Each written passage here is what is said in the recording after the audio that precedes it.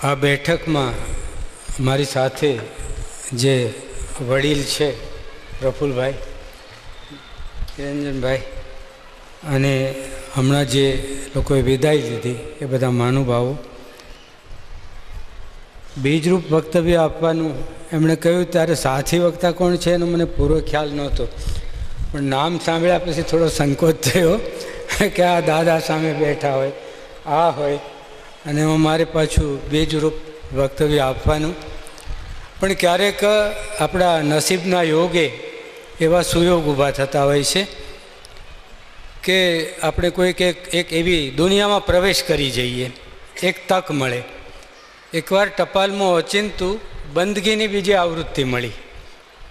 હવે મનુભાઈ ત્રિવેદીને સરોદ અને ગાફિલ બંને હું ઓળખું ખરો, પુસ્તક મારી પાસે ત્યાં સુધી નહોતું. પણ બુધવાર કવિતા સભામાં જ્યારે અમે જઈએ, અને બચુભાઈ રાવતના સમયની વાત કરું છું, તો બચુભાઈ ક્યારેક કાવ્યનું પઠન શરૂ કરે અને એવી જાનદાર શરૂઆત હોય તો કવિઓ નામને ઓળખી કાઢે ને વાહ વાહ કરે. એ ત્યાંનો એક અનુભવ છે, બહુ સુખદ અનુભવ છે. જેમ કે અમે અજાણ્યા ક્યાં અલગ રહેશું, કહો તમારા ઘરમાં, બોલે ત્યાં બધા કે રાવજી રાવજી. એવું એકવાર થયેલું મનુભાઈની બાબતમાં. ફીણ જાજાને નીર થોડા વેગીલા વેલી, ફીણ જાજાને નીર થોડા. તો તરત જ બધાએ કહ્યું કે આ તો સરોદ એમ. એટલે કે એમનું એક પોતાની એક મુદ્રા છે, સરસ રીતે એમણે કહ્યું છે કે આપ કરાવે ઓળખાણે સાચા શબ્દના પરમાણ. જે શબ્દનું પરમાણ, જેને અંદરથી પ્રતીતિનો પ્રતિસાદ મળ્યો હોય, એ જ્યારે વ્યક્ત થાય ત્યારે બીજા પરમાણ શોધવા ન જવા પડે. તો આવા કવિ. તો આ જે ચોપડી મારી પાસે આવી તો એમાં 2-3 સરનામાના ટેલિફોન નંબર હતા. એમાં ઓચિંતું એક ઇજન આવ્યું કે તમે મનુભાઈ વિશે બોલશો, લખશો. કોણે આપ્યું યાદ નથી, પણ એક યોગ ઊભો થયો. એટલે મને થયું કે મારી પાસે આની તો ચોપડી એક જ છે ને હું બોલું કેવી રીતે. તે પહેલાં જે ટેલિફોન નંબર હતા એનો સંપર્ક કર્યો. એક એમના જમાઈ ભરતભાઈ, જે ત્યાં બહુ મોટી પોસ્ટ ઉપર હતા અમદાવાદમાં, અને ભારતીબેન એમના દીકરી. એટલે એમનો મેં સંપર્ક કર્યો. તો કે તમે ઘરે આવો કે તમને કે જોઈએ એ બધું આપું. તો રામ રસ સુરતા આ બંદગી તો મારી પાસે હતી જ, અને બીજું ઘણું બધું અપ્રગટ સાહિત્ય, એટલે આમ પ્રગટ થયેલું પણ ગ્રંથસ્થ નહીં થયેલું, એવું બધું એમણે મને આપ્યું. અને પછી મેં એનો અભ્યાસ શરૂ કર્યો અને આ એક વક્તવ્ય આપ્યું. પછી વક્તવ્ય તો વક્તવ્યના માપમાં હતું, પણ પછી એક મિત્રે કહ્યું કે આના ઉપર આપણે એક નાની પુસ્તિકા કરી હોય તો પુસ્તિકા કરી. અને પછી ગુજરાતી સાહિત્યના ઇતિહાસમાં કે તમારા પુસ્તિકામાંથી જ અમે પ્રકરણ લઈએ, તો કીધું લઈ લો. મેં તો આખું આપ્યું. ત્યારે કે એડિટ કરવું પડશે. કીધું એડિટ તમે કરજો, પણ તમે આમાંથી કીધું ઇતિહાસમાં એમને યોગ્ય રીતે સ્થાન મળે એ રીતે એડિટ કરીને લેજો. ત્યાં વિશ્વકોશમાં પાછું લખવાનું થતું હતું. તો ધીરુભાઈ ઠાકર તરફથી કુમારપાળે કહ્યું કે તમે મનુભાઈ વિશે કે કંઈક આ વિશ્વકોશ માટે લખો. મેં લેખ લખીને મોકલ્યો, કારણ કે ત્યાં અવકાશ ઓછો હતો એટલે ટૂંકો કર્યો. પણ તમે જુઓ કે એડિટર કેવું કામ કરતા હોય છે. ધીરુભાઈ ઠાકરે મને ફોન કર્યો, મને કે તમે લખ્યું છે કે આમાં એમ કે એક વાર્તા ને એક આ નાટક ને આ એમણે લખ્યું છે, તો વાર્તાનું નામ આપો, નાટકનું નામ આપો. એટલે એ રહી ન જાય કશું. આ એડિટરની જે ચોકસાઈ એની વાત કરું છું. એટલે મેં પછી એને વાર્તાનું નામ આપ્યું બાણે બિંધી બેલડી, અને જબુકનાથ નામનું એક નાટક એમનું. એ વિગતો મેં આપી અને પછી વિશ્વકોશમાં કદાચ એ સમાવેશ થઈ ગયું હશે. તો આપણે એક નિમિત્ત ઊભું થાય ને એક કામ કરીએ તો પછી એના અનુસંધાને કામ ચાલ્યા કરે અને મજા આવે. તો મનુભાઈ વિશેની જે પુસ્તિકા મેં કરી છે નાની એવી, તો એટલી બધી ગમી એમના પરિવારને કે એમણે બીજી 500 નકલ બીજી આવૃત્તિ છપાવી અને બધા લોકોને વહેંચી છે છૂટથી. એટલે અને ત્યાર પછી એવું થયું કે હમણાં એમના જન્મ શતાબ્દીના વર્ષમાં 2 લેખો થયા. એક તો આ આપણા લલિતભાઈએ કર્યો છે, બીજા કોઈએ, બંને આ પુસ્તિકાના પાછા ઉલ્લેખ કર્યા. એટલે મને થયું કે આપણે કામ કર્યું એ પહોંચ્યું છે ખરું, અને એનો એક આનંદ હોય છે. હવે મનુભાઈ છે એને આપણા ઉત્તમ લોકોએ પ્રમાણેલા છે, સરોદ તરીકે અને ગાફિલ તરીકે, બંને તરીકે. એટલે એમના વિશે આ પુસ્તિકામાં મેં જે કર્યું છે એના અછડતી થોડી વાતો હું આમાં કરીશ. આપણે જાણીએ છીએ કે માણાવદર સ્ટેટ એના જે દિવાન બહાદુર હતા મૂળશંકર ત્રિવેદી, એમના સુપુત્ર, એટલે આખો એ વારસો સંસ્કારનો અને ખાનદાનીનો એમનામાં ઉતરેલો, સાહિત્ય પ્રીતિ, અને એ વખતના રજવાડાના જે રાજકુમારો એની સાથે ટેનિસ રમતા અને એક સારા ખેલાડી હતા. આ બધી વિગતો આપણને ત્યાર પછી મળી.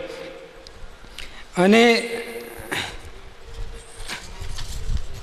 ત્યાર પછી એમનું જે આપણે ભાગ્યે જ કોઈને મળે એવું અવસાન એમને મળ્યું. મને એ જે જાણ્યું ત્યારે એમ થયું કે સાલું આ એક જે માણસ આપણે જેને ડાઇડ ઇન હાર્નેસ એમ કહીએ ને, એવી રીતે કે કવિ સંમેલનમાં ગયા, મિત્રોના આગ્રહથી, પોતે તો સાંભળવા ગયેલા છતાં સ્ટેજ ઉપર ગયા અને કવિતાનો પાઠ કર્યો, ગઝલ રજૂ કરી, અને નીચે ઉતર્યા ત્યાં એમને એટેક આવ્યો અને બીજે દિવસે તો એ ન હતા. પણ એમાં જે એમણે ગઝલ રજૂ કરી, તમે જુઓ, સંકેત જુઓ તમે, જુદી જિંદગી છે મિજાજે મિજાજે, જુદી બંદગી છે નમાજે નમાજે, છે એક જ સમંદર થયું એટલે શું, જુદા છે મુસાફર જહાજે જહાજે, જીવન જેમ જુદા છે કાયામાં જુદી, છે મૃત્યુ જુદા જનાજે જનાજે. તો જેમાં સાવ જુદી જાતનું મૃત્યુ કોઈ માણસને મળે, મેં ઘણીવાર સાંભળ્યું છે, માણસ પીડાઈને મરતો એ કરતાં આ રીતે જો આમ ઉઠી જાય ને તો ઘણા કહેતા હોય છે કે ચાલો નસીબદાર હો, કે એવું કહેવાતું હોય છે. આપણને ગમે નહીં, કોઈ જાય તો કોને ગમે, અને આ તો બહુ નાની વયે ગમ્યા, હજી નિવૃત્તિ નહીં, 3 મહિનાની વાર હતી, પ્રમોશન લઈને ત્યાં આવેલા અને આ ઘટના બની. પણ એ ક્યારેક ક્યારેક ત્યાં બચુભાઈને મળતા, એ થોડો વખત આવ્યા ત્યારે, તો બચુભાઈ પણ એમને પ્રમાણેલા. ત્યાર પછી મકરંદ સાંઈ અને સ્વામી આનંદ, આ બધાની મનમાં જે વસ્યા હોય એ કવિ ઓછો ન હોય, આપણે સમજી શકીએ એવી વાત છે. પણ એમનામાં ભક્ત હૃદયની નમ્રતા હતી, બહુ મોટી નમ્રતા, અને નમ્રતા એ બહુ ગુણ છે મોટો. કહ્યું છે ને આપણે કે ભક્તિ કરવી અને રાખ થઈને રહેવું ને કરવો વચનમાં વિશ્વાસ. આ બે વાત બહુ મોટી છે. વચનમાં વિશ્વાસ એટલે ગુરુની આજ્ઞા અને નમ્રતા, આ બે વસ્તુ છે ભક્ત હૃદયની, એ એમનામાં પૂરેપૂરી હતી. અને આ જે આવૃત્તિ જે થઈ એમાં તો ભક્ત હૃદયની નમ્રતાનો ઉલ્લેખ હું કરું છું એમાં, કે એને અડફેટે આવનાર પાવન જ થાય એવું સ્વામી આનંદ કહે છે. એના મનના મેલ ધોવાય, આવા માણસના સંપર્કમાં આવીએ ને તો આપણા મનના મેલ ધોવાય. આ ભજનોમાં ભાગ્યે જેવું કોઈ હશે જેની કોઈને કોઈ કડી કે પંક્તિ પર લાલ ભૂરી પેન્સિલ લઈને લીટા નહીં તાણ્યા હોય, આ સ્વામી આનંદ કહે છે. અને છેલ્લે પોતાને કામણ કરી ગયેલ પંક્તિએ ટાંકે છે કે આપ કરાવે ઓળખાણ એ સાચા શબ્દના પરમાણ, સાકર કહે નહીં હું છું મીઠી, વીજ ન પૂછે મુજને દીઠી, મોત બતાવે ન યમની ચિઠ્ઠી, પેખ્યામાં જ પીછાણ એ સાચા શબ્દના પરમાણ. હવે એમણે પોતે તો પોતાના વિશે જાજુ કહ્યું જ નથી, નમ્રતા એમનો મુખ્ય ગુણ હતો. એટલે રામરસ પ્રગટ થયો ત્યારે બહુ ટૂંકી પ્રસ્તાવનામાં શું લખે છે કે અંતરવ્યથાના તવે તવાતા, રામરસના સિંચને ઉદ્ભવેલ છમકારા, ચારેકોર ગુંજતા કરવાનો મોહ આ જે મૂર્તિરૂપ ધારણ કરે છે, મારી નિર્બળતા જોઈ માથું ઝૂકી જાય છે. પોતે તો કર્યું છે ભક્ત તરીકે, આ પ્રગટ કરવા નીકળ્યા તો એનો એ સંકોચ અનુભવે છે. તમે જુઓ એની ભૂમિકા કઈ છે આ માણસની. તો મોહ મૂર્ત મારી નિર્બળતા જોઈ માથું ઝૂકી જાય છે, અને જાણે કશી અંતરવ્યથા અને ઉલટ અને આરત આ બધાને જેણે એમણે ગાયા હોય એવું આપણને એમની કૃતિમાંથી લાવે છે. અને છેલ્લે જે એક પત્ર લખ્યો છે એમણે, એમાં લખે છે,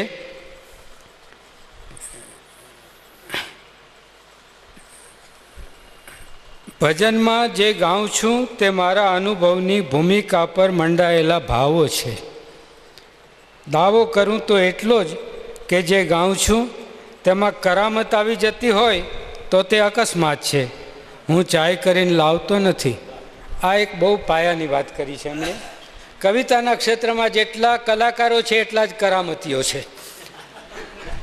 હું બહુ જવાબદારીપૂર્વક કહું છું, કારણ કે હું સંપાદન કરું છું કવિતાનું. હવે એ કરામતથી દૂર રહેવી એ બહુ મોટું જોખમ છે ને બહુ મોટો પડકાર છે. કરામતથી દૂર રહેવું, નહીં તો હથોટી આવી ગઈ એટલે પતી ગયું. ત્યારે આ કવિ છે એને તો ઓછું આપ્યું જ પ્રમાણમાં, કારણ કે એ કરામતથી દૂર રહ્યા છે અને અંદરથી જે એને ઉલટ ઉઠી એને જેમણે ગાય છે. અને છતાં નમ્રતાથી કહે છે કે જાણું છું કે મારે ઘણો પંથ કાપવાનો છે. હોડી જર્જરિત થઈ ચૂકી છે પણ ધપવા પ્રયત્ન છે. મારા ભજનમાં આનંદ ઉલ્લાસ ક્યાંથી હોય? જે હોય તે ક્ષણને પકડવાનું પુણ્ય છે. આ તમે જો કવિતાની એક એને માટે એક આ વ્યાખ્યા આપી દીધી. એમ કહીએ કે જે હોય તે ક્ષણને પકડવાનું પુણ્ય છે, બાકી તો છાતીને તોડી નાખતી વ્યથા ઘણી વખત મારી ઈચ્છા ન હોય તો પણ વ્યક્ત થઈ જાય છે. મારો સભાન પ્રયત્ન તેને મોડી કરવાનો હોય છે, નહીતર હું ગાઉં નહીં માત્ર રોઉં. આ તમે જુઓ આ કઈ વાત કરે છે આ માણસ. અને જાજુ તો લખતા નથી પાછા, આટલા ટૂંકમાં એ પોતાની વાત કહી શકે છે. એક વાત નક્કી છે કે જ્યારે માણસ અંદરથી સ્પષ્ટ હોય ને ત્યારે ભાષાબાજીમાં ન પડે, એને પડવું જ ન પડે. તમે ઉમાશંકરને વાંચો, રાવી પાઠકને વાંચો, ક્યાંય એમને કશી એમને પહેલાંમાં જવું જ ન પડે પરિભાષામાં, કારણ કે અંદર ક્લેરિટી ભરેલી છે. આ પોતાને ઓળખે છે. મોટી વાત એ છે કે જાતને જાણવું એ મોટી વાત છે અને આ ઓળખી ગયા છે. સ્વામી આનંદે એકવાર એમને ભક્તરાજ કહીને સંબોધ્યા તો એટલા બધા ગુસ્સે થયા અને એવો સ્ટ્રોંગ પ્રોટેસ્ટ મોકલ્યો. પછી સ્વામી કહે છે કે આખી જિંદગી હું એમને ભક્તરાજ ન કહી શક્યો, પણ ભક્તના તમામ લક્ષણો એમનામાં હતા. ભક્તની તમામ મૂડી એમની પાસે હતી અને ભક્તની અભિવ્યક્તિ હતી. આ જુદી જુદી રીતે વ્યક્ત થઈ છે. એટલે નમૂના બધા બોલવાના જ છે, એટલે હું એમાં સમય નહીં લઉં. પણ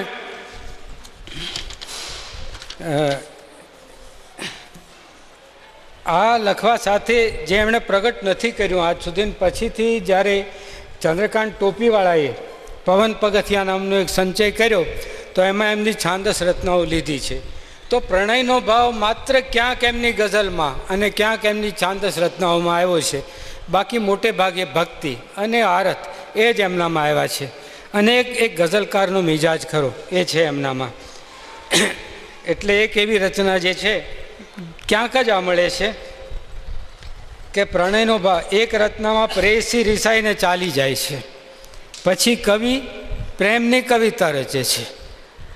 અને એનું નિરૂપણ કેવું કર્યું છે કે ખખડાટ હસો થઈ ક્રુદ્ધ તું ચાલી ગઈ, મારા પ્રેમની મેં કવિતા પછીથી જ કવિ, તું ગઈ પછી મેં પ્રેમની કવિતા કરી, એવું કહે છે.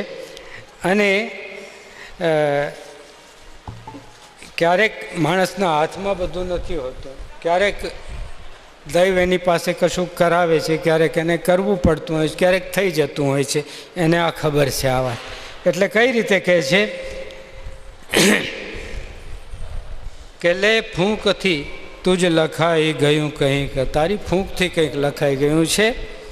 મારો વૃથા ગરવ, મારો વૃથા ગરવ, તું મય હું રફીક. રફીક જેવો શબ્દ પણ આવે ને સંસ્કૃત શબ્દ પણ એમનામાં આવે. અને આપણે ભાષામાંથી આ કવિઓ કહે છે, ખાસ કરીને બરોડા સ્કૂલના, કે ભાષામાંથી અનુરણન પ્રગટવું જોઈએ એક, અને એમાંથી જે કહેવું હોય એનો અનુભવ થાય.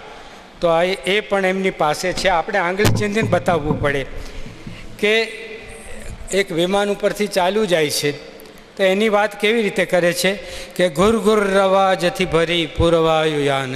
તો એટલે ગુર ગુર રવાજ એ અવાજમાંથી આપણને પસાર થતા વિમાનનો અનુભવ કરાવે છે.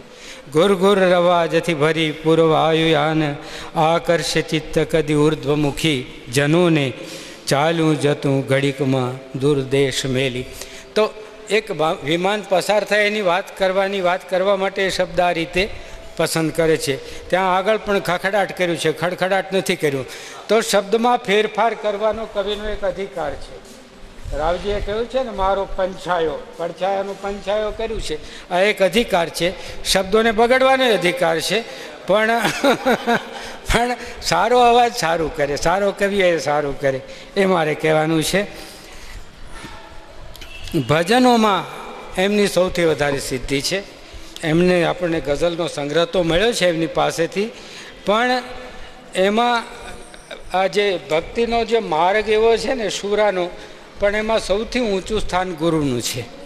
અને એવા કોઈક ગુરુની પ્રેરણાથી, કોઈના પેલાથી આ બધું લખાય છે એવું એકથી વધારે વાર એમણે સ્વીકાર્યું છે. અને એટલે એમના જે ગુરુ તરફનો જે એમનો જે ભાવ છે, ગણપતિ સમરું સમરું શારદા સમરું સૃષ્ટિના સ્વામી રે, ગુરુ હું મારા સમરું અંતર જામી રે. ગુરુનું સ્મરણ પહેલાં કરે છે. રામ મેં ગુરુ કર્યા મન માની, શ્રવણ પડ્યું શુભ નામ કે સુંદર આવી યાદ પુરાની. આ તો સરસ રીતે ગવાતું મેં એકથી વધારે વખત રેડિયો ઉપર સાંભળ્યું છે. મનુભાઈ તરફ આકર્ષણ થવાનું એક કારણ આ પણ ખરું કે એમના ભજનો સરસ રીતે ગવાયેલા છે. ગુરુ મારો ગરવો મેહુલિયો ચડ્યો મારા ચિત્તને આકાશ, ગુરુ મારો ગરવો મેહુલિયો. અને ગુરુ માટેની એમની જે ઝંખના છે ત્યાંથી જ મળશે જે કંઈ મળશે, આશ્રય ત્યાં મળશે.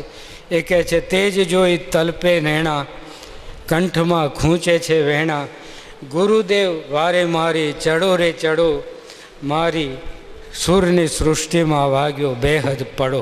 આ બેહદ પડો, આ જે કાઠિયાવાડીયા શબ્દ છે ને, પડો વાગવો, એમાં જે એક તાકાત ભરી છે ને, આનું ટ્રાન્સલેશન જ ન થાય. અમુક શબ્દો એવા છે ને કવિતાનું ટ્રાન્સલેશન તો ભાગ્યે જ થાય. એકવાર સ્નેહરશ્મિએ કહ્યું હતું કે તમે અનુવાદ કરો ને બહુ સારો કરો તો બીજી સારી કવિતા થઈ, પણ મૂળ કવિતા તો ન જ મળે. એનું કારણ આ છે કે ભાષા આપણી ધરતીમાંથી, આપણા સંસ્કારમાંથી આવે છે, અને એમાં એટલા બધા પડ હોય છે, એટલા બધા પડળ હોય છે કે જો ઉકલે નહીં ને તો આપણને કશી ખબર ન પડે. એટલે આ અઘરી વાત છે.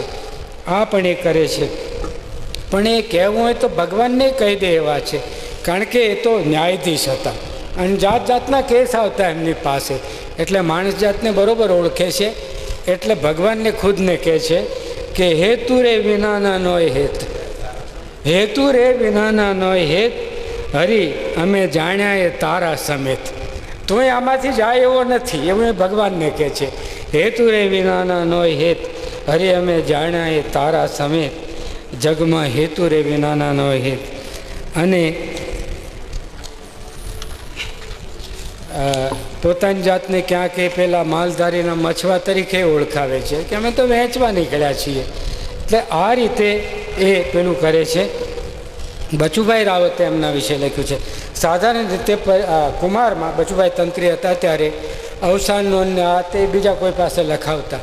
મનુભાઈ વિશેની લેખ બચુભાઈએ પોતે લખેલી, અને એમાં એમણે જે લખ્યું છે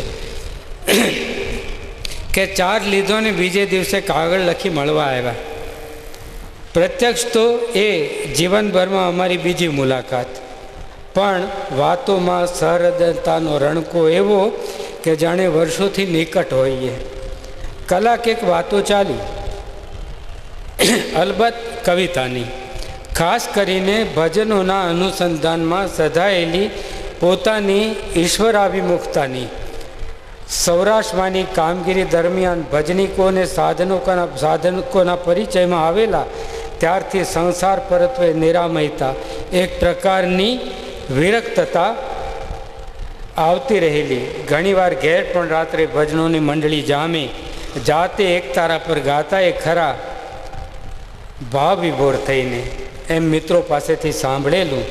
અહીં આવ્યા બાદ અહીંના એક સાધક સંતની ભાળ મળેલી તેમનો સમાગમ કરી આવેલા. મેં એવું જોયું છે કે આવા સંતોની ભાળ કોઈ સંતો પાસેથી જ મળે છે અને બધાને નથી મળતી. શોધવા નીકળો તો એકેય નહીં જડે, અને મળવો હશે તો અચાનક મળશે. આ એક વિશેષતા છે. સંતોની દુનિયા જ આખી જુદી છે. એટલે આ કોઈ સંતની ભાળ મળેલી અમદાવાદમાં, એને મળીને પછી આવેલા. એટલે વ્યવસાય ન્યાયાધીશ હતા અને એ ક્ષેત્રમાં એમનું માન બહુ ઊંચું હતું. પાછું ન્યાયાધીશ તરીકે પણ એમાં એક એવી વાત એમણે ટાંકી છે બચુભાઈએ કે કવિ વ્યવસાયે ન્યાયાધીશ હતા અને ફરજમાં એ પૂરા સનિષ્ઠ રહેતા, કાયદાનો અભ્યાસ સતત જારી રાખતા અને ઉચ્ચ અદાલતો દ્વારા અપાતા ચુકાદાઓથી વાકેફ રહેતા. કાયદાની આલમમાં તેમના માન સ્થાન આદરણીય હતા. ન્યાયના કામમાં તેઓ કોઈની દખલ ચલાવી ન લે અને ન્યાય કરતી વખતે તેમાં માનવીય બાબતોનો પણ સમન્વય કરતા. અને એ કહેતા શું કે માત્ર કાયદાનું પાલન થાય એ પૂરતું નહીં, અરજદારને ન્યાય પણ મળવો જોઈએ. તેવો તેમનો અભિગમ રહેતો. પરિણામે કૌટુંબિક વિવાદના અનેક કેસોમાં તેમની ન્યાયપ્રિયતા અને વ્યક્તિત્વને કારણે સુખદ સમાધાનો કરાવી શકતા. આ બહુ મોટી વાત છે. ઝઘડો પતાવવો એ અઘરી વાત છે, ઊભો કરવો તો બહુ સહેલો છે, પણ આ પતાવી શકતા હતા. આવી બાબતો હાથ ધરવાને પરિણામે કેટલીક સુંદર વાર્તાઓનું વસ્તુ તેમને મળેલું. મેં હમણાં કહ્યું ને, બાણે વિંધી બેલડી, એ આવા કોઈ કિસ્સામાંથી એમને મળેલું પણ તેમને મળેલું. અને ઊંડી કુટુંબ વત્સલતા, પ્રસન્ન મધુર દાંપત્ય અને બાળકો માટેનો પ્રેમ, આ બધું તેમના કાવ્યો બાલકાવ્ય રૂપે વ્યક્ત થયું છે. હવે બાલકાવ્યો એમના જે છે એ ચંદ્રકાંત ટોપીવાળાએ થોલા લીધા છે અને એ જોયા પછી મને લાગ્યું કે આમણે જો વધારે કામ કર્યું હોત તો બાલકાવ્યોમાંય થઈ શક્યું હતું. બાલકાવ્ય વિશે મારો એવો એક મત છે અને એકથી વધારે વાર મેં કીધું છે કે ગમે તેવો મોટો કવિ પણ બાલકાવ્ય લખી જ શકે એની કોઈ ખાતરી નહીં. બાલકાવ્ય લખવાનું કાઠું જ આખું જુદું હોય. અને મેં તો 2 જણની પેલી કરી છે, યાદી કરી છે કે 2 કવિના નામ એક સાથે બોલાતા એમ એક બાલકાવ્ય લખે ને બીજો ન લખે. બંને સરખી ઊંચાઈ ન હોય અને છતાં એક પાસેથી મળે બીજા પાસેથી ન મળે.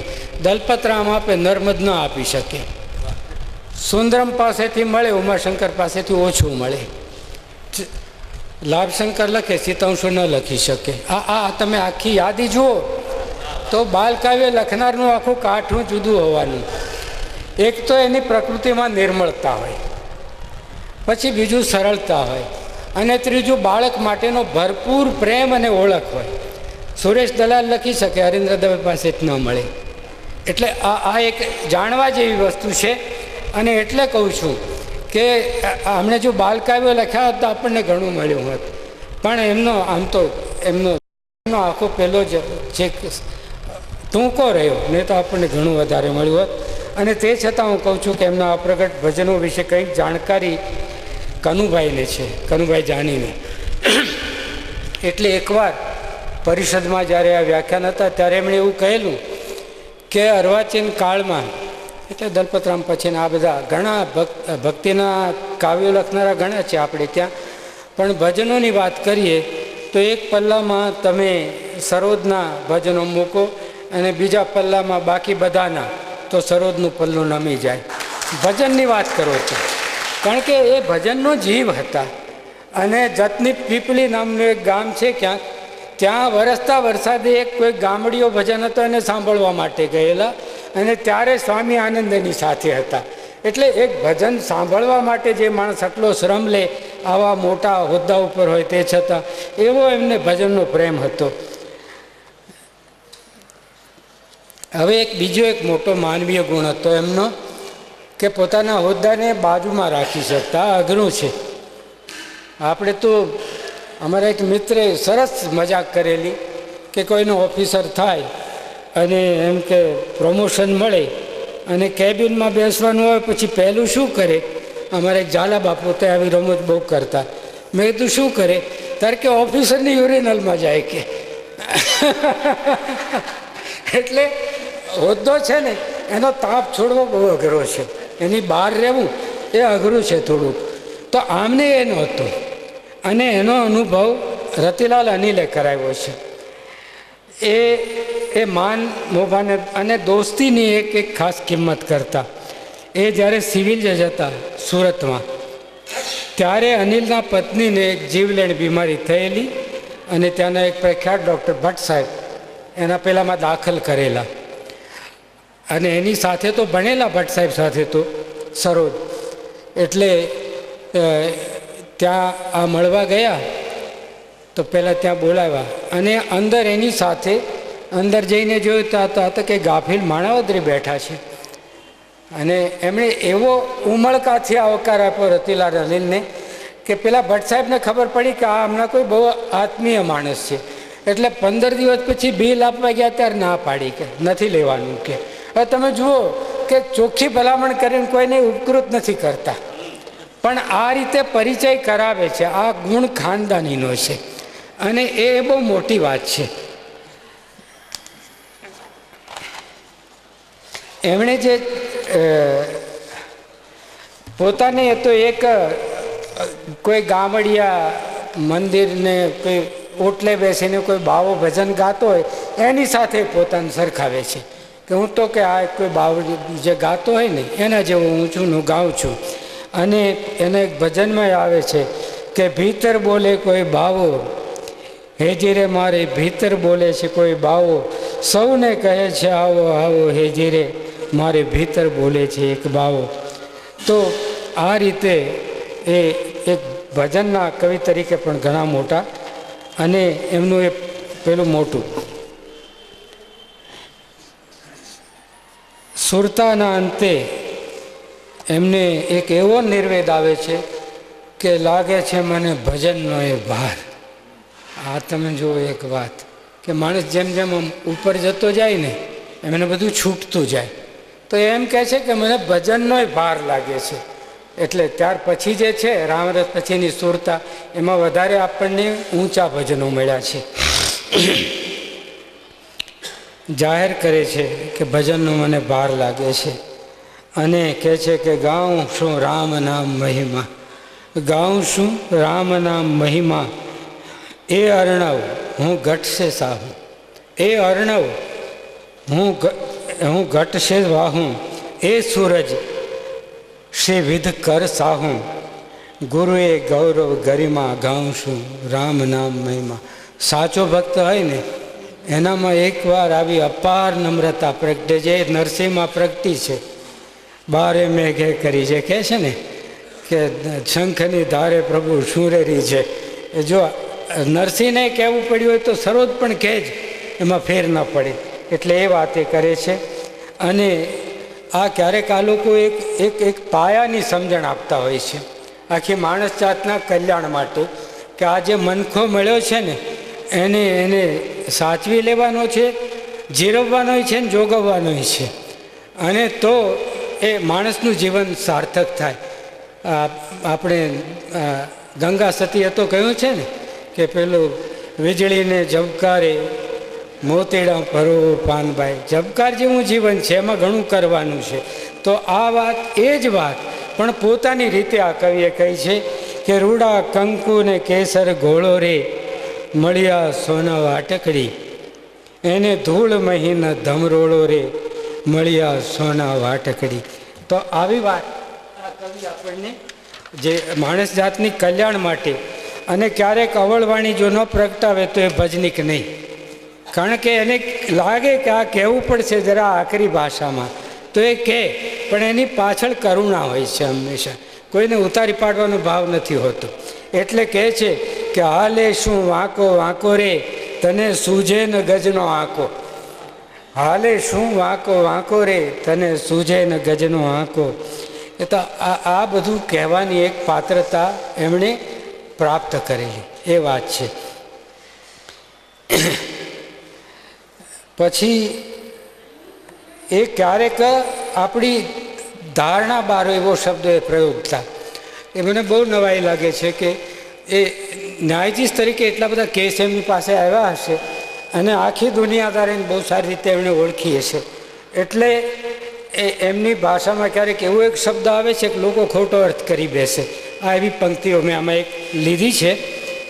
કે આ અવની કેરો ઉધતી છે, રંગ તરંગ ભરેલો, ભાવ તણી ભરતીનો જાણે કર્યો કોઈએ ખેલો, મુક્તા ફળના પ્રાસી માટે ભર્યો ભર્યો પણ ઠાલો રે, હૈયાના હિમાલય તમે હે મનહંસા ચાલો રે. છેલ્લે તો એ ત્યાં હિમાળો એટલે એ તરફ જવાનું, ઉર્ધ્વગતિ કરવાની છે. હવે આ ખેલો શબ્દ છે ને એ ખેલનના અર્થમાં નથી. એનો અર્થ લોકો ખેલન કે ખેલ કરી નાખે એ નથી, પણ આ વેપારનો શબ્દ છે. ધારો કે ભાલના પંથકનો બધો ઘઉં એક જણાએ ખંડી લીધો, તો બધા ખેડૂતોએ ત્યાં વેચવાનું અને જેને ખરીદવો હોય એ ત્યાંથી ખરીદે. આવી જે મોટી ખરીદી કરે એ ખેલો કર્યો કહેવાય. આ અર્થમાં અહીંયા આ મનુભાઈ આ શબ્દને પ્રયોજે છે. તો મનુભાઈની પહોંચ કેટલી છે એ આપણને આમાંથી ખ્યાલ આવશે. અને ક્યારેક એવો એક શબ્દ મૂકે આપણને કે આપણને એમ લાગે કે આ શબ્દને આ રીતે પ્રયોજી શકાય, જેવા વટાવો ભવ ભેડા રે એવા કંકોળેલા કેળા. કંકોળેલા કેળા, ખબર ઘરમાં કંઈક વાગ્યું હોય પગમાં તો કંકોળું પાણી લઈને આપણે ધોવાનું હોય ગાવ, તો અહીંયા એક કંકોળેલા કેળા એવો એ શબ્દ. તો મને લાગે આ કોઈને સૂઝે, મને તો શંકા છે કોઈને ન સૂઝે. અને પાછું ક્યારેક એક મસ્તી, ભજનની જે મસ્તી હોય ને એ કેવી રીતે પ્રગટે છે કે આપણે તો ભાઈ અલખનો આનંદ, શાયર લહેરું થોડિયું મારે ઘટ ગણેરા છંદ. સાગરની લહેરો ઓછી છે એના કરતાં મારે ઘટ ગણેરા છંદ, આપણે તો ભાઈ અલખનો આનંદ. એટલે આવો આનંદ પણ જે વ્યક્ત કરે એ એમની આખી પેલી હતી.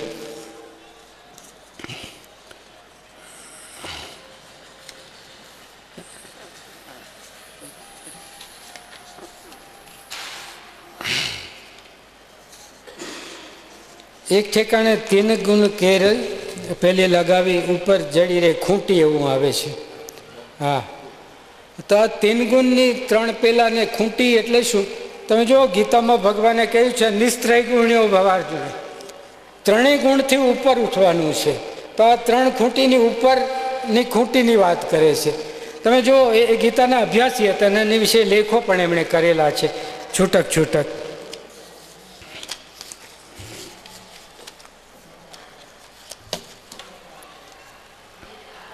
મકરંદભાઈએ એમનો જે ગઝલનો સંગ્રહ કર્યો એમાં 135માંથી 61 ગઝલો જેમણે પસંદ કરેલી.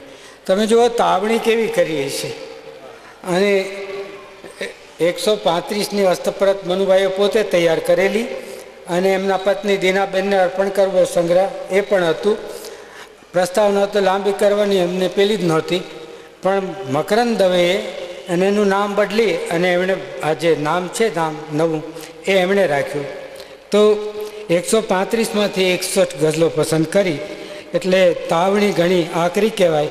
એટલે બાકીની ગઝલો જોયા વિના આપણે કંઈ ન કહી શકીએ, પણ જે આમાં મળ્યું છે એ ઓછું નથી, એ ખાસ કહેવાનું છે. તો હમણાં અમને ઉલ્લેખ કર્યો ને કે હું ભજન ગઝલ શા માટે ન ગાઉં એવું જે કહે છે ને, પણ એ ક્યારેક પોતાને એકતારાને ભૂલતા નથી. ગઝલ કરે છે ત્યારે એકતારો ભૂલાતો નથી. આ એક યાદ રાખવા જેવી વસ્તુ છે કે તમારે કરે લાખ તારોની વીણા છે, મારા કરે એક તંબુર નાનો. બજાવી રહ્યો છો તમે સૂર ઝીણા, બજાવું છું હું સૂર એક જ ગજાનો. સંગીતનો શબ્દ આવે એ પણ એક મજા લાવે છે. એક જ ગજાનો સૂર ગજાવવો આ સંગીતનો ત્યાંથી આવેલો શબ્દ છે, પણ એ બરાબર એમણે અહીં પ્રયોજ્યો છે. ઝલક એક મારે તો બસ થાય વાલા, મળી જાય જો એક છાંટો કૃપાનો. તમન્ના કે તડપણ નથી કોઈ બીજી, હું ભજનીક છું, દાવો નથી કંઈ કળાનો. પોતે ગઝલ લખતી વખતે કબૂલ કરે છે કે હું ભજનીક છું. અને એક વાત આ ગઝલ અને આ બંને વાંચ્યા પછી મને લાગ્યું કે એમણે જે ગદ્ય લખાણો કર્યા છે સરોદના નામે લખ્યા છે, ત્યાં એમણે ગાફિલ નામ નથી લખ્યું. એટલે એમને પોતાને અંદાજ હતો કે પોતાનું વધારે ઊંચું કામ સરોદનું છે ગાફિલ કરતાં. આ એમનો અંદાજ હશે હું માનું છું, કારણ કે બાકીના બધા લખાણમાં એ સરોદ એવી સહી કરતા.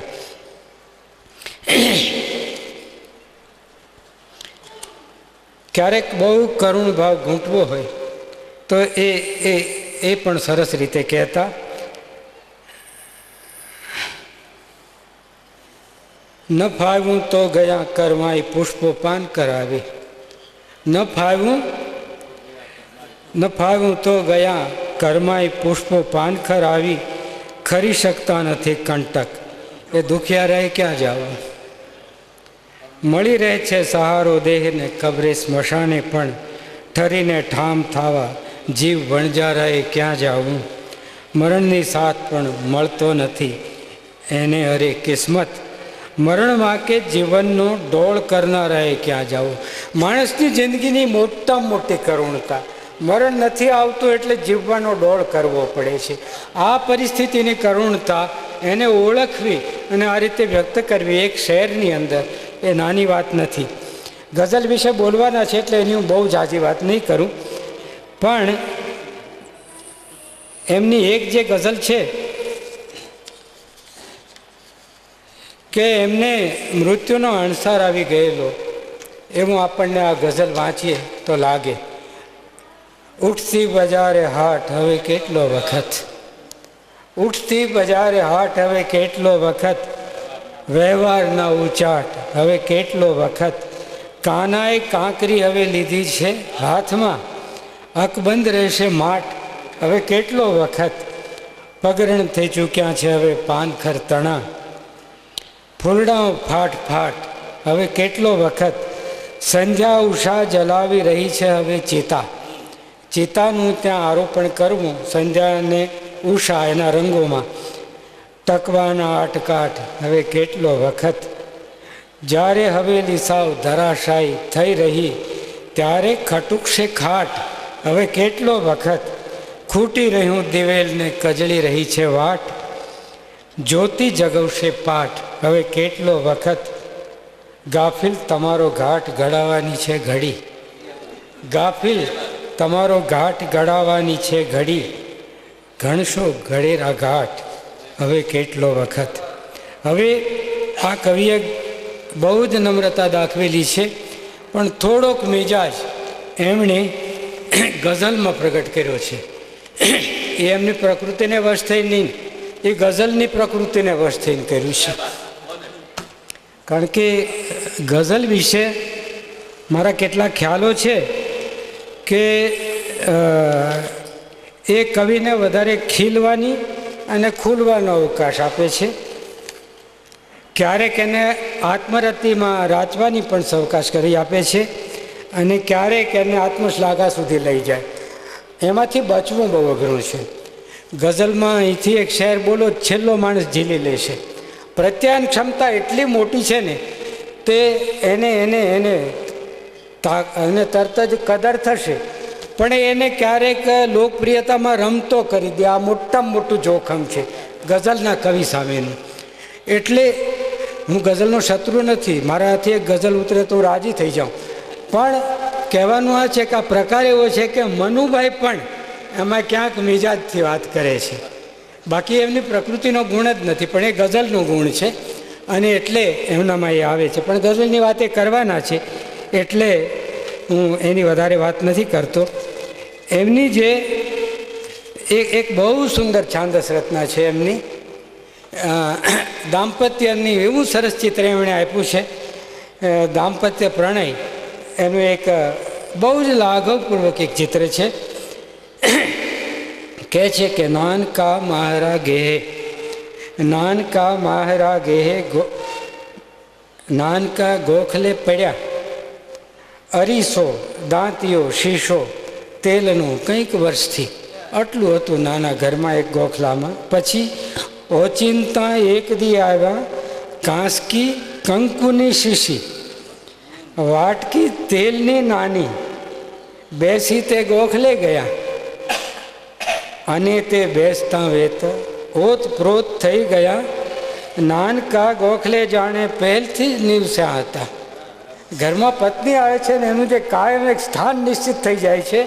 આ એક કંકુની શીશીથી, નાની કાંસકીથી, તેલની પેલી વાટકીથી એને આવી આટલા લાઘવપૂર્ણ રીતે એ એમણે કહ્યું છે. આપણી ભાષાના ઉત્તમ છાંદસ કાવ્યોનું જો સંપાદન થાય ને તો એમાં લેવું જોઈએ. એટલું સુંદર આ કાવ્ય છે. એ ગુણાનુરાગી હતા. મકરંદભાઈ માટે એમણે એવા ઉલટપૂર્વક દોહરા લખ્યા છે.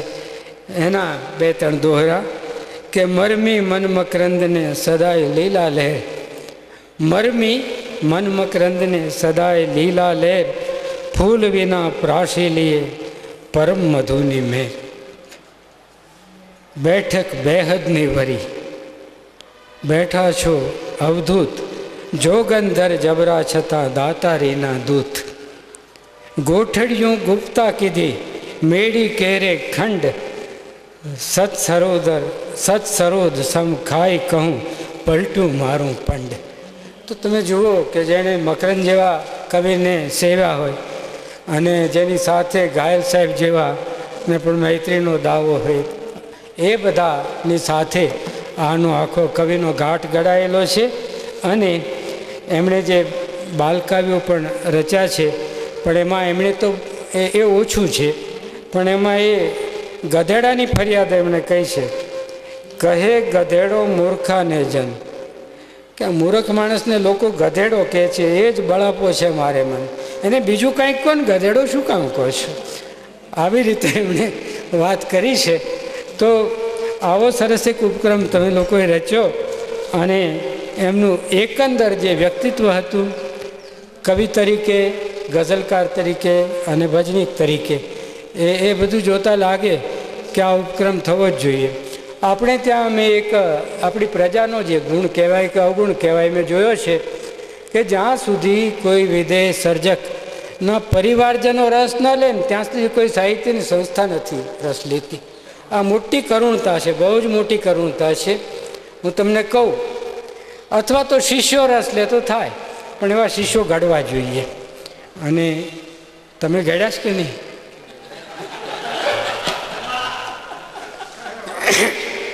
હજી ઘણું રહેવાનું છે. એટલે મારે કહેવાનું એ છે કે મનુભાઈ વિશે આટલું થયું ને એનું મને આનંદ છે. અને પરિવારજનોએ એ જે સંસ્કારનો આખો વારસો ટકાવી રાખ્યો ફરીથી ગ્રંથસ્થ કરવા માટે, અને આ જે આખો એમણે સહયોગ આપ્યો એ પણ મહત્ત્વની વાત છે. આ મારી ચોપડી નાની એવી છપાઈ, એ મિત્રોને એટલી બધી ગમી, બીજી આવૃત્તિ કરાવી છે અને છૂટથી વહેંચી છે. એટલે આ રીતે પરિવારજનો તો રસ લે, પણ સાહિત્ય જગતને હોવો જોઈએ. એટલે આપણે ત્યાં સુંદરમ જેવા વિશે કંઈ ન થાય, રાજેન્દ્ર શાહ વિશે કંઈ ન થાય, તો આ એક દુઃખદ ઘટનાઓ છે. એટલે એ ન થવું જોઈએ. આપણે પ્રજા તરીકે એટલા જાગૃત રહેવું જોઈએ કે જે આપણને આપીને ગયા છે કશી વળતરની આશા વિના, એને આપણે યાદ તો કરવા જોઈએ. અને આ રીતે આ લાઇબ્રેરીએ અને સાહિત્ય અકાદમીના સહયોગથી આ નીતિનભાઈએ આ ઉપક્રમ હાથમાં લીધો. અને મારે જેની પાસેથી કંઈક જાણવા મળશે એવા વક્તાઓ આવ્યા છે, એ મારો એક અંગત લાભ છે.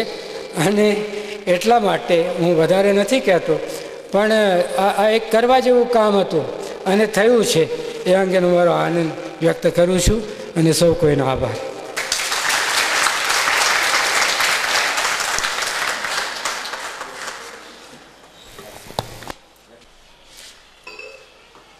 તો આપણે જોઈ શક્યા કે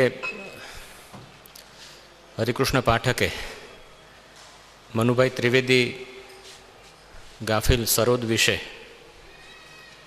જે વાતો કરી એમના જીવનના સંદર્ભમાં અને એમની કવિતાના સંદર્ભમાં, એ એકદમ શ્રદ્ધેય અને પ્રમાણભૂત એવી વાતો કરી. અને એમાંથી આપણને એ વાતની પ્રતીતિ પણ થઈ આવી કે આ કી નોટ એડ્રેસનું એસાઇનમેન્ટ જે હરિકૃષ્ણ પાઠકને સોંપવામાં આવેલું એ બરાબર હતું. બહુ યોગ્ય પસંદગી અમે કરેલી અને પૂરો ન્યાય એમણે આપ્યો, માંડીને વાત કરી.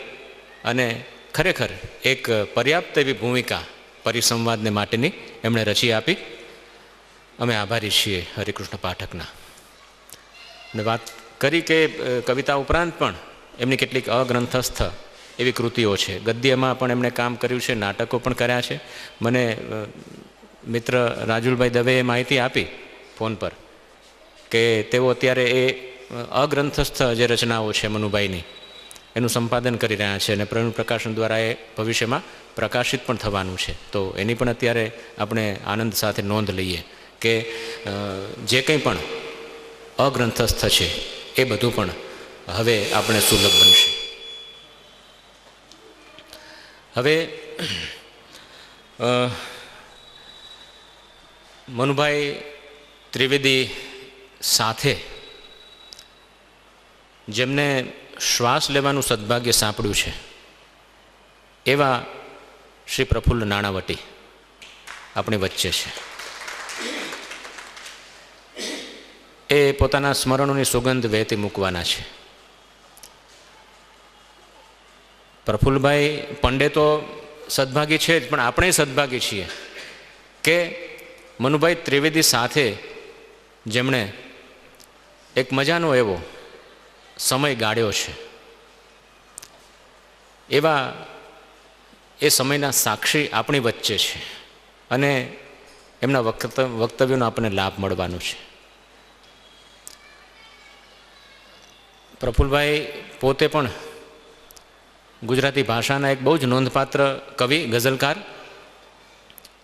જૂનાગઢ ઘરાનાના જે કેટલાક ગઝલકારો છે. પ્રફુલ્લભાઈ ઉપરાંત ઉર્વિશ વસાવડા અને ગોવિંદ ગઢવી સ્મિત પણ આપણી વચ્ચે છે અહીંયા, એનો પણ આનંદ છે. પણ આપણે જાણીએ છીએ કે આ જૂનાગઢ ઘરાનાની ગઝલનો એક પોતાનો એક અંદાજ છે, પોતાની એક ઓળખ છે.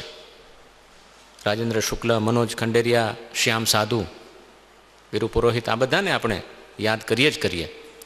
પણ એ જૂનાગઢ ઘરાનાની જે ગઝલો આપણને મળી અને એ ગઝલકારોએ ગુજરાતી ગઝલને સમૃદ્ધ કરી, એ ગઝલકારો માહેના જે વિદ્યમાન ગઝલકારો છે એમાંના મને લાગે છે પ્રફુલ્લ નાણાવટી સિનિયર મોસ્ટ છે. તો એ મિલન સંસ્થાના ઉપક્રમે બધા મિત્રો મળી અને આ રીતે કાવ્ય પ્રવૃત્તિ કરે છે અને કવિતાનું પળ જાગતું રાખે છે.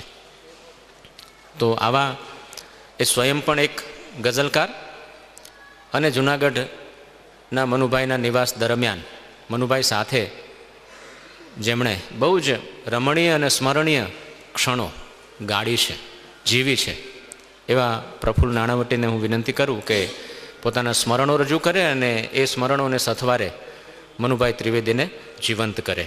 શ્રી પ્રફુલ્લ નાણાવટી.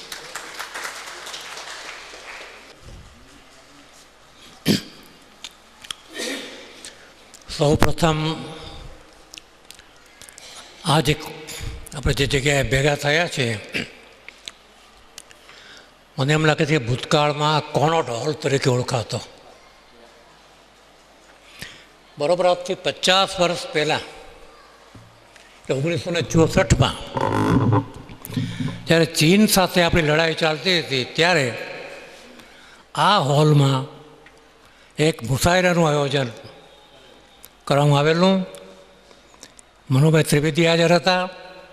જૂનાગઢના મિલનના બધા મિત્રો, ભાઈ શ્રી ગોવિંદ ગઢવી, મનોજ, રાજેન્દ્ર, પરબાદ જૂનાગઢી અને રાજકોટના બહુ નથી પણ અબુભાઈ શેખાણી મોરબીના, એમ બધા ગઝલકારો જ્યારે હાજર હતા. ત્યારે બિપિન કેકાણીની ગઝલ બહુ જ પોપ્યુલર કે ચીનાઓને કહી દો કે કમર કસી છે, બહુ લોકપ્રિય થઈ હતી, બહુ ઉપડી હતી. એ 50 વર્ષ પહેલાંનો મને આજ સંભાળનું યાદ આવે છે. ત્યાર પછી 50 વર્ષે ફરી વખત આ હોલમાં કવિતા અંગે બોલવાનું મનુભાઈ અંગે જે અવસર મળ્યો છે એ બદલ સૌ પ્રથમ તો હું આયોજકોનો અને ભાઈ શ્રી નીતિન વડગામાનો ખાસ, કારણ કે આયોજકો એ આ કાર્યક્રમ ગોઠવ્યો મનુભાઈ અંગે, પણ એમાં એના સંસ્મરણો અંગે મારે બોલવું એમાં નીતિન વડગામાએ ભાગ ભજવ્યો હોય કે એને ખ્યાલ છે મનુભાઈ સાથેના મારા સંબંધો, એટલે સ્વાભાવિક રીતે એણે મારું નામ આપ્યું અને આયોજકે સ્વીકાર્યું. એટલે આ બદલ મને જે મનુભાઈના સંસ્મરણો વાગોળવાનો જે અવસર મળ્યો છે બદલ નીતિન વડગામાનો અને આયોજકોનો હું આભાર માનું છું. હવે આજની વાત શરૂ કરીએ તો મનુભાઈનો જ શેર છે કે દરજ ઘૂંટી ઘૂંટી દવા નીપ જાવે. દરજ ઘૂંટી ઘૂંટી દવા નીપ જાવે, કવિનું શું દિલ છે ખુદાઈ ખરલ છે. એટલે જે માણસ ખુદાઈ ખરલ ધરાવતો હતો એવા માણસની આજે આપણે વાત કરવાની છે. એ વાત કરવાની જ્યારે આપણે તક મને મળી છે એ બદલ હું ખરેખર આપ સૌનો આભાર માનું છું. કારણ કે માણસ ખુદાએ ખરલ ધરાવનારો માણસ આજ મળવો મુશ્કેલ છે.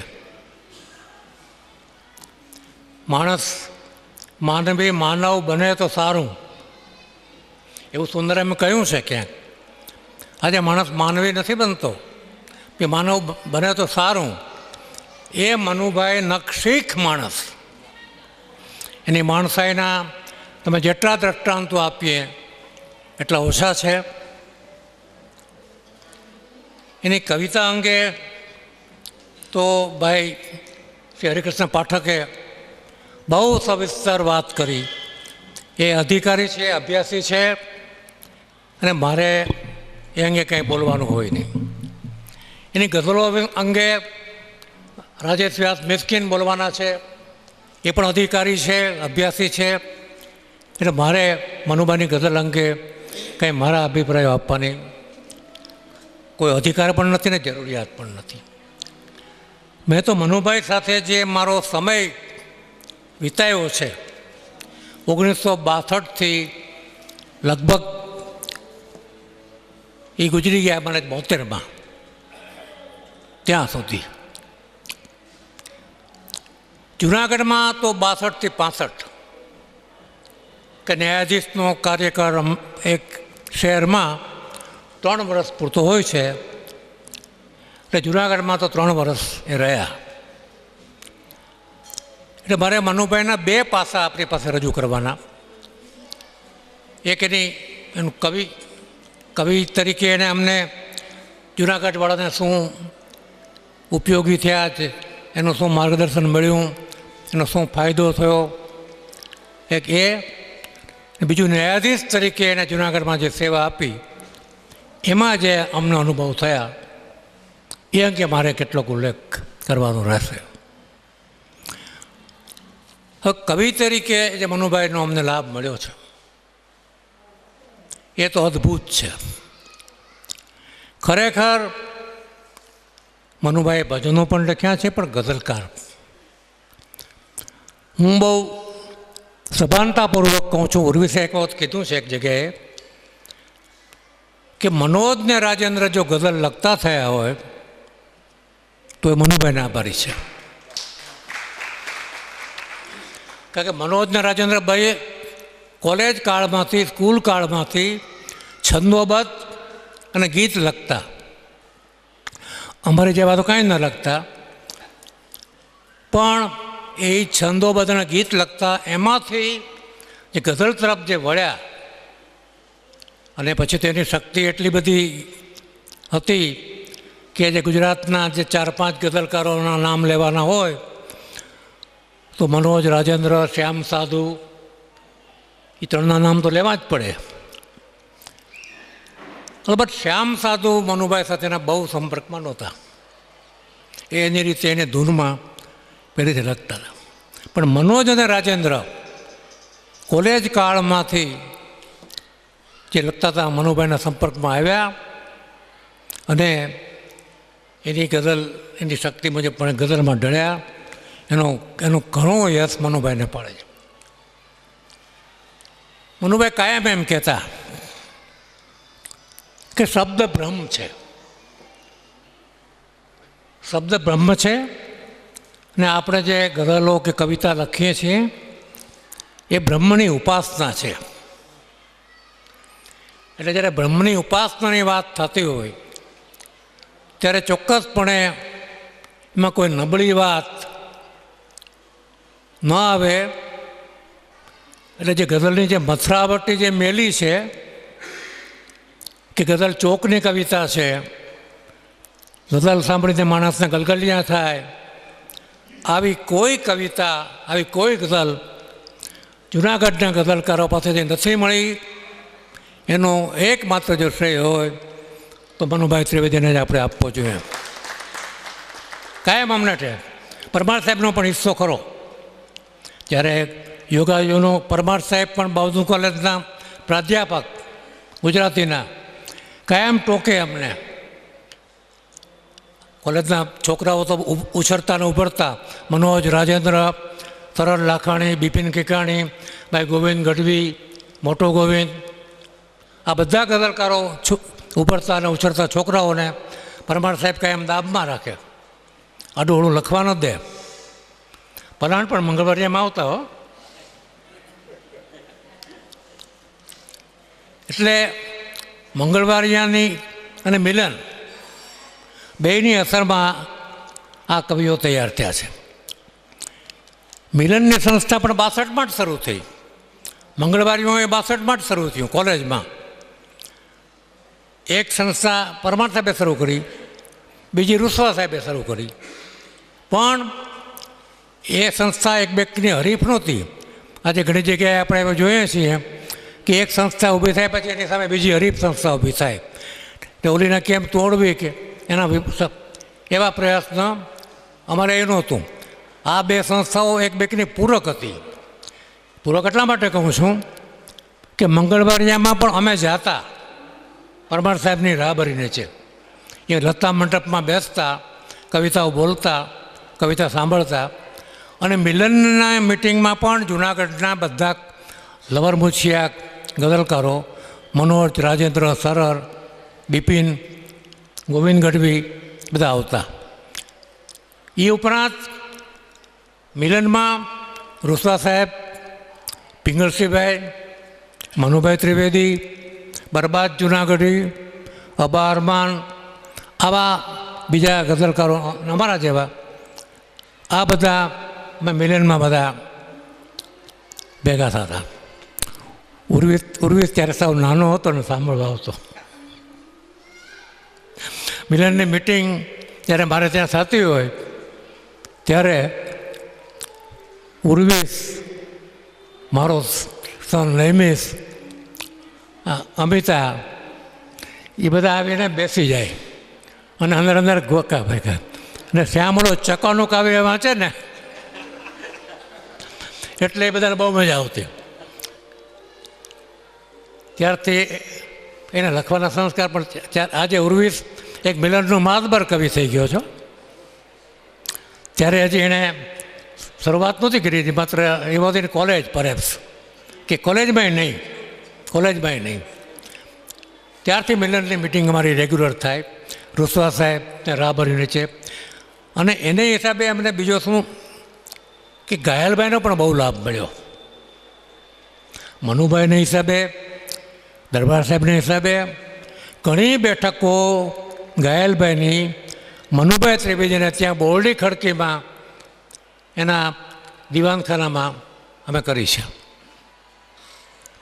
ઘણી બેઠકો ઘાયલભાઈની મારે કે અમારે ઓસરીમાં અમે કરી છે.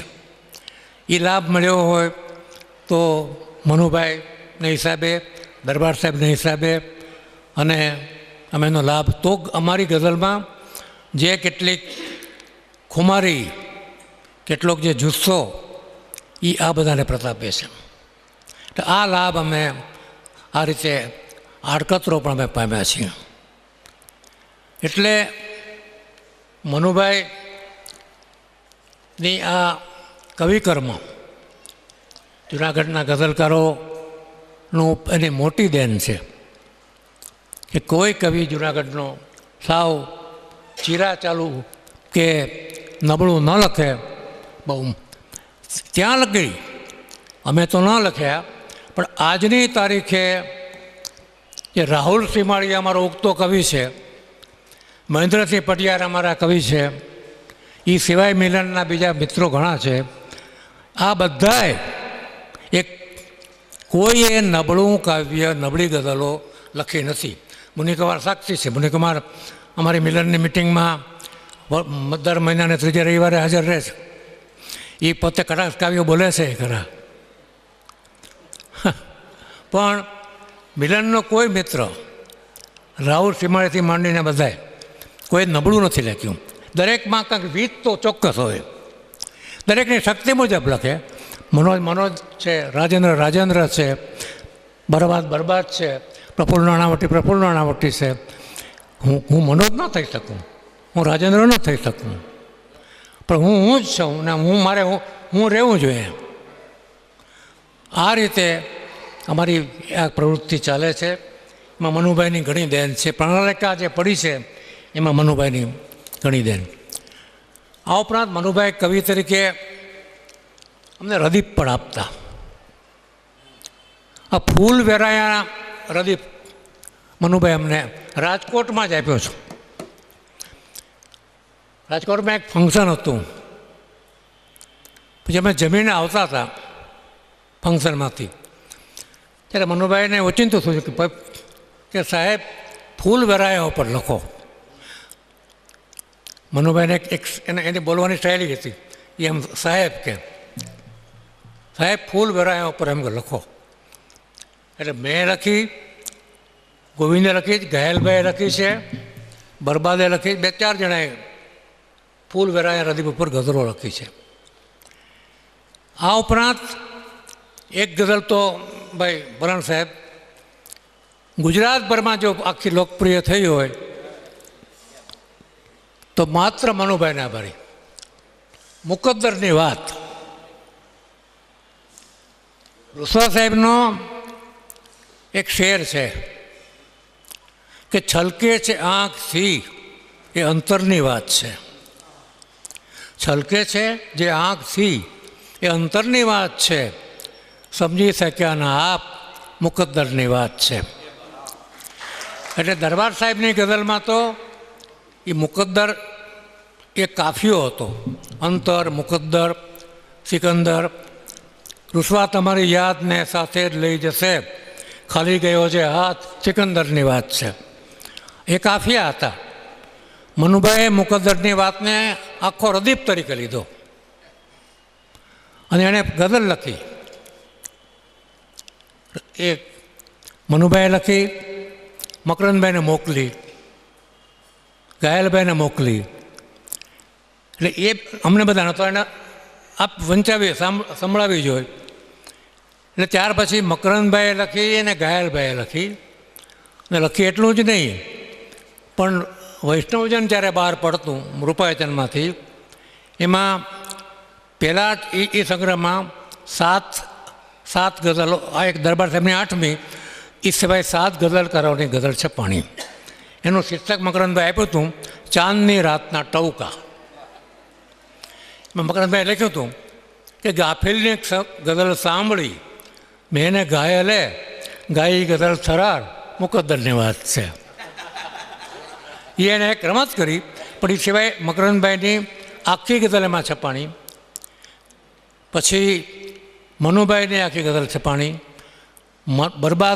મનોજની છપાણી, રાજેન્દ્રની છપાણી, મારી છપાણી પહેલાં સંગ્રહમાં 7માં. પછી બીજામાં ગોવિંદ ગઢવી, અકબર અલી જસદણવાળા અને ઘણા મતલબમાં. પછી તો એણે જ્યાં મનુભાઈએ નોકરી કરી અને કવિઓ સાથે જ્યાં પરિચય હતો એને બધાને મોકલી, સુરત મોકલી, ભાવનગર મોકલી. તો સાહેબ બધેથી એટલી ગઝલો લખાઈને આવી. હું માનું છું કે માતબર ગઝલકારોની એ વખતે 50 ગઝલો ઓછામાં ઓછી મુકદ્દરની વાતની લખાણી હશે. પણ એક અમે ભૂલ ચૂકી શું ગયા કમનસીબે કે અમે એનો સંગ્રહ ન કર્યો. 50 ગઝલનો જો સંગ્રહ કર્યો હોત તો આજે ખરેખર એક સંભાળનું એક એનું ડોક્યુમેન્ટેશન થાત, પણ અમે ચૂકી ગયા, એ નથી કરી શક્યા. પણ એ જો આખો કોકને જે શ્રેય જાય મુકદ્દરની વાતનો તો મનુભાઈ ત્રિવેદી. એટલે આ એની એક કામ કરવાની એક ધગસ હતી. આ એની કવિ તરીકેની જે અમને જે લાભ મળ્યો છે એની વાત કરી. હવે મનુભાઈ ન્યાયાધીશ હતા. ન્યાયાધીશ તરીકે 3 વર્ષ એને જે સેવા આપી એમાં આ માણસની ખુમારી જુઓ, ઈશ્વર સિવાય કોઈનો ડર નહીં. અને ભાઈ શ્રી હરિકૃષ્ણ પાઠકે એ અંગે કેટલીક વાત પણ કરી કે મનુભાઈ કેટલાકમાં એવામાં સમાધાને કરાવ્યા. મનુભાઈ આમ મોરલ જજ, જેને આપણે મોરલ કહેવાય ને, સાહેબ એક ભાડૂતનો સામે મકાન માલિકનો દાવો ચાલે અને ગ્રાઉન્ડ શું કે પેટા ભાડે આપ્યું છું. કોણ પેટા ભાડેમાં હતો તો કે એનો જમાઈ. મારા ચંપકભાઈ વકીલ, મારા બહુ અંગત મિત્ર, હવે ગુજરી ગયા છે, એ વાદીના વકીલ, અને મનુભાઈ એને ઉપાડ્યા. સાહેબ આને આ એનો જમાઈ છે અને દીકરીને સાચવવાની જવાબદારી બાપની છે.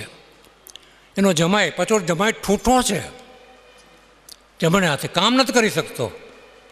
એને એક ઓરડો કાઢીને રહેવાની વ્યવસ્થા કરી દીધી અને એને એમ આપ એમ કહો કે પેટા ભાડે આપીશ? No no, I am not going to believe. આટલો કળિયુગ નથી આવી ગયો કે એને. એટલે ચંપક મને કે પ્રફુલભાઈ મને કે ત્રિવેદી સાહેબ કોઈ સંજોગોમાં મારી વાત માનવાના નથી. ખરેખર ન માની કે હવે એ તો ઠૂઠો માણસ, એને કેમ કમાવવું? એ બિચારો ડોરકીપર તરીકે નોકરી કરે છે, બીજી તો નોકરી કરી શકે એમ નથી. એને એમ કે પેટા ભાડે આપી એની પાસેથી ભાડું લે છે. નો નો, આઈ કાંડ નથી, ન માન્યું. એટલે આ મનુભાઈની એક આગવી છટા હતી અને મોરલ જજ. બીજી હું કે જજ તરીકે એને કહેવાય ને, કોઈની આમ અમારે હાઈકોર્ટના માપદંડ હોય છે કે મહિનામાં આટલા દાવાઓ ફેસલ કરવા. એમાં મનુભાઈનું ફેસલ કરવાનું આવે ત્યારે મનુભાઈનો થોડુંક ઇનએડિક્વેટ વર્ક આવે.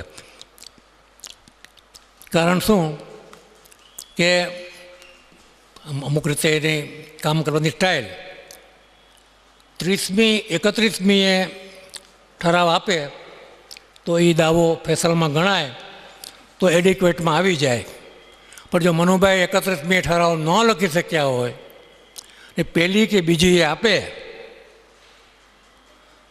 તો લગભગ ન્યાયાધીશો વકીલોને બોલાવીને કહી દેતા હોય કે હું ઠરાવ મારો તે હું પહેલી કે બીજી તારીખે આપીશ, પણ નાખીશ 31મીએ. એટલે નકલ માગવી હોય તો પહેલી કે બીજી એ માગજો, ત્યાં લગી ન માગતા. કારણ કે તો એને ફેસલમાં મળી જાય તો કામ એડિક્વેટ. મનુભાઈને અમે કહેતા કે આપ પણ પહેલી નાખી 31મી ઠરાવ નાખી દો તારીખ, ને બીજી આપો તો અમને વાંધો નથી. મનુભાઈ કહે કે એ જ ન બને.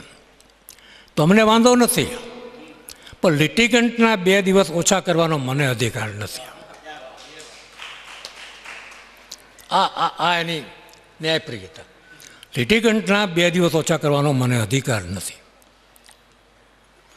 હું જે તે તારીખે આપીશ એ જ તારીખ લખીશ. અને બહુ તો હાઈકોર્ટનું એમ આવશે ને ઇનએડિક્વેટ, આવવા દો, આવતા મહિને પૂરું કરશું આપણે. એને કોઈ દિવસ હાઈકોર્ટના રિમાર્ક્સની પણ પરવા નથી કરી. હા મનુભાઈ બિલખામાં એની ન્યાયાધીશ તરીકેની નોકરી બિલખામાં શરૂ કરેલી.